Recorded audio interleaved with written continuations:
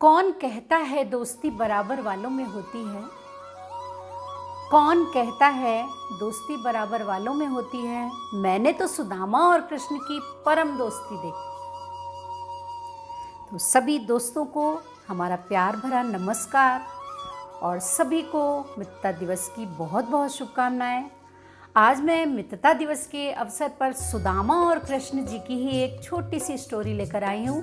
उम्मीद है आप लोग को पसंद आएगी और अगर पसंद आती है तो प्लीज़ हमारे चैनल को लाइक ज़रूर करिएगा, ये बिल्कुल फ्री है। और अगर चैनल में नए आए हो तो चैनल को सब्सक्राइब भी कर दीजिएगा।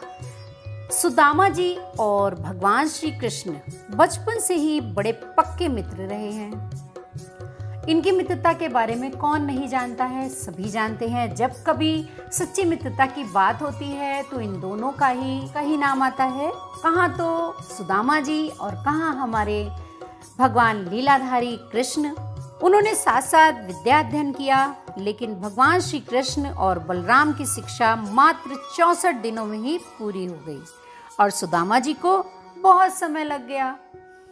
एक समय एक चोर एक ब्राह्मण के घर से एक चने की पोटली चुरा लाया और कुछ लोग उनके पीछे पड़ गए और वह संदीपनी गुरु के आश्रम से गुजरा और यही भागते भागते उसके हाथ से चने की पोटली गुरु माता की रसोई के बगल में गिर गई और वह चोर भाग गया। जब वह चोर किसी भी प्रकार ब्राह्मणी के हाथ में नहीं आया तो उसने श्राप देते हुए कहा कि जो भी इस चने को खाएगा वह भयंकर गरीबी का शिकार हो जाएगा। और हुआ भी ऐसा ही। उसके अगले दिन गुरु माता ने श्री कृष्ण और सुदामा को जंगल से लकड़ी लाने के लिए भेजा और आने जाने में चोरी की हुई चने की पोटली सुदामा को डालते हुए कहा कि जब भी भूख लगे तो इसे खा लेना। अब दोनों मिलकर जंगल में लकड़ी के लिए चले गए। तभी वहां जोरों की बारिश होने लगी और दोनों दो अलग अलग पेड़ों के ऊपर चढ़ गए। सुदामा जी को ये बात पता थी कि इस पोटली के चने को जो भी खाएगा वो गरीब हो जाएगा।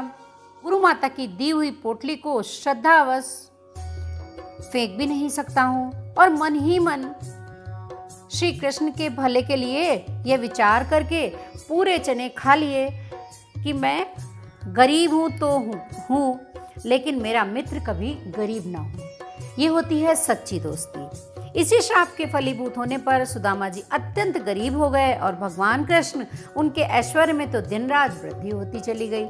दोनों बड़े हुए तो दोनों की शादी हो गई, जिससे सुदामा अपनी पत्नी के साथ एक झोपड़ी में रहने लगे और भगवान श्री कृष्ण द्वारका के महल में अपनी पत्नी रुक्मणी के साथ रहने लगे।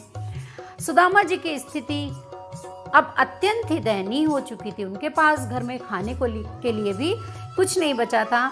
उन्हें हमेशा कई दिनों तक भूखा रहना पड़ता था। के कारण उनके परिवार वाले बहुत ही कमजोर दुबले पतले हो गए थे। सुदामा जी हमेशा अपनी पत्नी को बताते कि श्री कृष्ण उनके बचपन के मित्र हैं और इसी बात को लेकर उनकी पत्नी भी उनसे हमेशा कहती रहती कि यदि भगवान श्री कृष्ण आपके मित्र हैं तो आप जाकर उनसे कुछ मांग क्यों नहीं लेते, क्योंकि घर में जो होता है वो यही कहता है कि अगर आपका ऐसा कोई दोस्त है, आपका ऐसा कोई मित्र है जो आपको आपकी सहायता कर सकता है तो उसके पास चले जाइए। तो बार बार सुदामा जी की पत्नी भी उनसे आग्रह करती है कि आप श्री कृष्ण जी से कुछ मांग क्यों नहीं लेते, लेकिन सुदामा जी अपने मित्र को कुछ भी मांगने के लिए कतई तैयार नहीं हुए।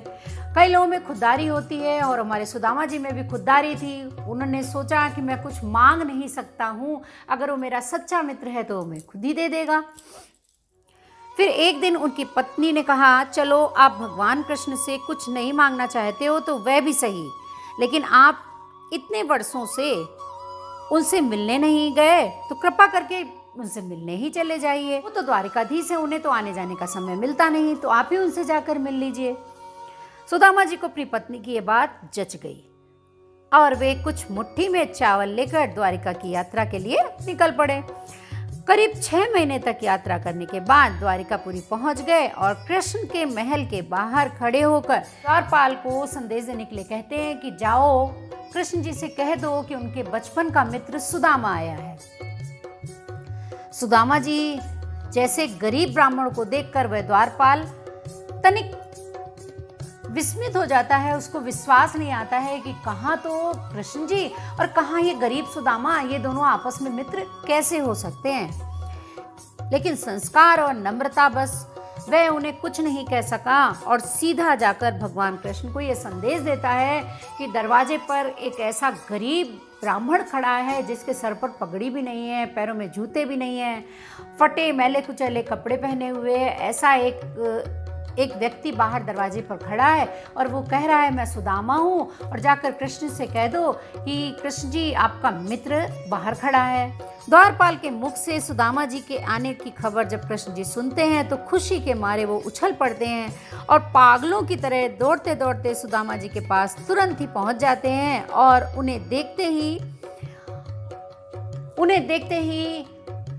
कृष्ण जी सुदामा जी को गले से लगा लेते हैं। और ऐसा सारा दृश्य देखकर वहाँ खड़े सभी लोग अचंभित हो जाते। सुदामा जी की चने की कथा कि सुदामा जी जानबूझकर चने नहीं छुपाते हैं, क्योंकि उस चनों से उनको श्राप मिला हुआ होता है कि ये चने जो भी खाएगा वो गरीब हो जाएगा, इस कारण वो कृष्ण जी को चने नहीं देते हैं। जब इतने वर्षों बाद कृष्ण और सुदामा दोनों आपस में मिलते हैं तो दोनों की आंखों से आंसू बंद नहीं होते हैं, दोनों की आंखों से अश्रुधारा बह निकलती है। दोनों प्रसन्नता के मारे एक दूसरे से कुछ बोल भी नहीं पा रहे हैं।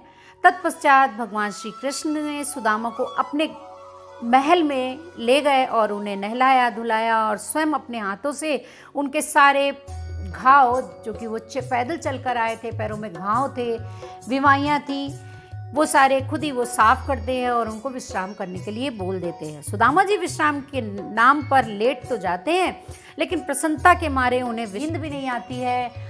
इतने खुशी होते हैं क्योंकि वो बहुत समय बाद अपने दोस्त कृष्ण से मिलते हैं और उनको ऐसी उम्मीद भी नहीं होती है कि हमारा यार जो इतना द्वारिकाधीश है वो आज हमें इस तरीके से हमारा स्वागत करेगा। और समय बीतता जाता है क्योंकि वो द्वारिकाधीश हैं, वो तो मन की बात जानने वाले हैं सब कुछ, लेकिन मन से बताने वाले नहीं हैं। जब वो पैर धुला रहे होते हैं तो उनके बगल में वो थोड़े से जो चावल लाए होते हैं, क्योंकि ऐसा कहते हैं जब हम किसी के घर पहली बार मिलने जाते हैं तो हम कुछ कुछ भेंट लेके जाते हैं। तो हमारे सुदामा जी भी थोड़े से चावल लेकर गए थे, जो कि इतनी ज़्यादा उनके वहाँ गरीबी थी कि इधर उधर से पड़ोस से मांग उनके एक पोटली चावल में ले गए थे। और जब कृष्ण जी जब वो देखते हैं कि कृष्ण जी के पास तो किसी भी चीज़ की कमी नहीं है तो उनको शर्म आती है और वो सोचते हैं मैं इन चावल की पोटलियों को इन्हें कैसे दूँ। तब कृष्ण जी कहते हैं बचपन में भी तूने चने को छुपाया था और आज तू क्या मुझसे छुपा रहा है जो मेरी भाभी ने मेरे लिए भेजा है, और जबरदस्ती उन चावलों को लेते हैं। अब सारी रात बीत जाती है, दूसरे दिन कृष्ण जी उनको विदा करते हैं, लेकिन उनसे मुख से कुछ भी नहीं बोलते हैं और विदा कर देते हैं। अब जब जाने लगते हैं सुदामा जी तो सोचते हैं कि ये इतना बड़ा आदमी है और इसने मुझे देखा, मैं इतना गरीब हूँ, लेकिन इसने मुझे कुछ भी नहीं दिया, मैं जैसा आया था वैसे ही खाली हाथ जा रहा हूँ। और जब अपनी झोपड़ी के पास पहुँचते हैं तो देखते हैं वहाँ झोपड़ी नहीं, वहाँ तो सोने के महल। हमारे प्रभु ऐसे ही हैं, कुछ दिखाते नहीं हैं, कुछ बताते नहीं हैं, बिना बोले ही हमारी कमियों को पूरा करते रहते हैं। तो भगवान की भी कभी परीक्षा नहीं लेनी चाहिए, वो हमारे बारे में सब कुछ जानते हैं, लेकिन कब किसको क्या देना है ये सिर्फ उन्हीं को पता है, और वो समय समय पर हमारी इच्छाओं को पूरी करते हैं। जिस तरीके से उन्होंने सुदामा जी को सब कुछ दिया लेकिन मुख से एक शब्द भी नहीं बोला, यही है सच्ची दोस्ती, यही है सच्ची मित्रता। कैसी लगी आप लोगों को ये छोटी सी कहानी? ये तो बहुत लंबी हो जाती, लेकिन मैंने उसको अपने शब्दों में छोटा करके बताया है। अगर आपको थोड़ी सी भी पसंद आई हो तो प्लीज़ चैनल को लाइक ज़रूर दे दीजिएगा एक, और अगर चैनल में नए विजिट कर रहे हो तो प्लीज़ चैनल को सब्सक्राइब भी कर दीजिएगा। फिर मिलते हैं ऐसी ही अच्छी सी इंफॉर्मेटिव वीडियो के साथ। Thanks for watching.